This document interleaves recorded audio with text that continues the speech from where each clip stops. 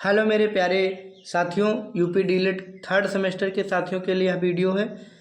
भावी अध्यापकों के लिए जो थर्ड सेमेस्टर की तैयारी कर रहे हैं, जैसा कि डेट का अनाउंसमेंट भी हो गया है, तो हमने सोचा कि आप लोगों की क्लासेज जो है हम जितनी हेल्प कर सकते हैं कर देंगे। तो आप सभी लोग हमारे चैनल से जुड़े और यूपी डीलिट थर्ड सेमेस्टर की तैयारी को मजबूत करें।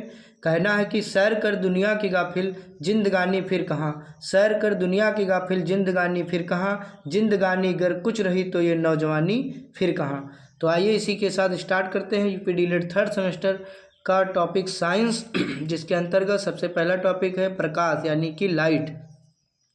प्रकाश, जैसा कि आप लोग पढ़ते हुए आए हैं कि प्रकाश जो होती है, लाइट होती है, एक एनर्जी ही होती है। प्रकाश एक प्रकार की ऊर्जा है जिसकी सहायता से वस्तुओं को देखा जा सकता है। फिर इसी में टॉपिक आ जाता है दीप्त वस्तुएं, ल्यूमिनियस थिंग्स। वे वस्तुएं जो स्वयं के प्रकाश से चमकती हैं उनको हम लोग दीप्त वस्तुएं कहते हैं। जैसे कि बल्ब हो गया, मोमबत्ती हो गई, सूर्य हो गया, ये सभी दीप्त वस्तुएं कहलाती हैं, ध्यान रखेंगे इनका। इसके बाद में हम लोग पढ़ेंगे नॉन ल्यूमिनियस थिंग्स, यानी जो अदीप्त वस्तुएं हैं।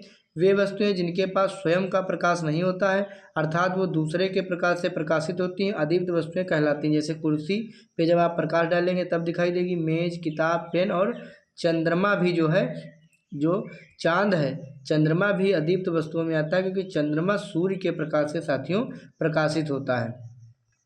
आइए देखते हैं प्रकाश की चाल। ऑब्जेक्टिव टाइप प्रश्न यहाँ से बन सकता है कि प्रकाश की चाल सबसे अधिक निर्वात में होती है। प्रकाश की चाल निर्वात में होती है 3 × 10⁸ मीटर पर सेकंड या 3 लाख किलोमीटर प्रति सेकंड। जल में चाल कितनी हो जाती है 2.25 × 10⁸ मीटर पर सेकंड या फिर 2,25,000 यहाँ पर किलोमीटर पर सेकंड। ये ऐसे ही कांच में जो है और घट जाती है, सीधे 2 लाख पे आ जाती है, 2 × 10⁸ मीटर पर सेकंड या 2 लाख किलोमीटर प्रति सेकंड। तो चलिए यहाँ पर और साथियों कमेंट करिएगा। अगर आपको वीडियो अच्छा लगे तो लाइक करिए प्लस हाइप करिए। लाइक करेंगे तो एक हाइप बटन आता है, तो हाइप भी कर देना, पॉइंट्स दे देना, तो मैं और भी वीडियो आपके लिए अच्छे अच्छे लाऊंगा। तो यहाँ पर देखते हैं प्रकाश के स्रोत 2 तरीके के होते हैं, नेचुरल सोर्स और आर्टिफिशियल सोर्स, यानी प्राकृतिक स्रोत और कृत्रिम स्रोत। प्राकृतिक स्रोत यानी जिनको प्रकृति ने बनाया, जैसे सूर्य बनाया, जुगनू बनाया, तारे बनाया, तो ये सब लोग जो लाइट देते हैं प्राकृतिक स्रोत हो गए प्रकाश से। प्रकाश के और कृत्रिम स्रोत यानी टार्च है, बल्ब है जिसको मनुष्य ने बनाया है, मोमबत्ती है, कैंडल है, बल्ब है, टॉर्च है। आइए देखते हैं प्रकाश के गुण क्या होते हैं। Properties of light. पहला गुण यही कि प्रकाश सदैव सीधी रेखा में चलता है। लाइट ऑलवेज जो है किसमें गमन करता है, स्ट्रेट लाइन में गमन करता है, चलता है। प्रकाश की चाल निर्वात में अधिकतम होती है, सबसे ज़्यादा प्रकाश की चाल निर्वात में होती है 3 × 10⁸ मीटर पर सेकेंड। प्रकाश को माध्यम की आवश्यकता नहीं होती है, प्रकाश को चलने के लिए माध्यम की आवश्यकता नहीं होती। प्रकाश परावर्तन, अपवर्तन आदि घटनाएं होती हैं, ध्रुवण, व्यतिकरण, विवर्तन, बहुत सी घटनाएं इसके अंतर्गत देखने को मिलती हैं।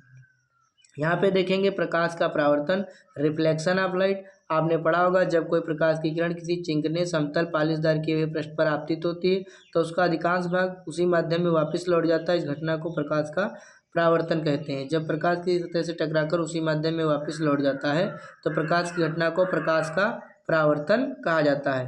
परावर्तन का ये देखिए डायग्राम बना है, 10th क्लास में आपने पढ़ा होगा। ये हो गया आपतन कोण, आपतित किरण और अभिलंब के बीच में आपतन कोण, ये परावर्तन कोण। तो इसमें क्या नियम होते हैं, 2 नियम। पहला नियम, आपतित किरण, परावर्तित किरण तथा विलंब तीनों एक ही तल में एक ही बिंदु पर स्थित होते हैं। दूसरा नियम, एंगल I = एंगल R। आपतन कोण का मान सदैव परावर्तन कोण के मान के बराबर होता है। ये देखो दोनों नियम यहाँ पे लिखे हुए हैं, इनको मैंने पहले ही बता दिया। चलिए इसके बाद में यहाँ पे लिखा है प्रकाश का अपवर्तन। इसी की दूसरी घटना है प्रकाश का अपवर्तन। जब प्रकाश एक माध्यम से दूसरे माध्यम में जाता है तो वह अपने मार्ग से विचलित हो जाता है। प्रकाश की इस घटना को अपवर्तन, प्रकाश का अपवर्तन कहा जाता है। अपने मार्ग से, अपने रास्ते से जो है ये विचलित हो जाता है तो उसको हम लोग अपवर्तन कहते हैं। जैसे कि आप लोग देख सकते हैं ये आपतित किरण आई है और इसमें जो है इसको जाना था ऐसे, लेकिन ये थोड़ा सा मार्ग से विचलित हो गई। तो कैसे विचलित होती है जैसे सघन माध्यम से विरल माध्यम में आएगी तो अविलंब से दूर हट जाएगी, अगर विरल माध्यम से सघन माध्यम में आएगी तो अविलंब की ओर झुक जाएगी। बस यही 2 घटनाएं इसमें होती हैं। इसके भी दो नियम आप लोग जब देखेंगे तो दो ही नियम इसके भी हैं। पहला नियम आपतित किरण, अपवर्तित किरण तथा विलंब तीनों एक ही तल में स्थित होते हैं। दूसरा नियम आपतन कोण की जा साइन आई तथा अपवर्तन कोण की जा साइन आर का अनुपात एक नियतांक के तुल्य होता है। इसे ही स्नेल का नियम भी कहा जाता है। तो ये था हमारा आज का रिवीजन वीडियो। मिलते हैं नेक्स्ट वीडियो में, तब तक के लिए आप सभी का धन्यवाद। आप सभी लोग ऐसे ही पढ़ते रहें और हमारे चैनल से जुड़ें और भी वीडियो देखें प्लेलिस्ट में जाकर के। धन्यवाद।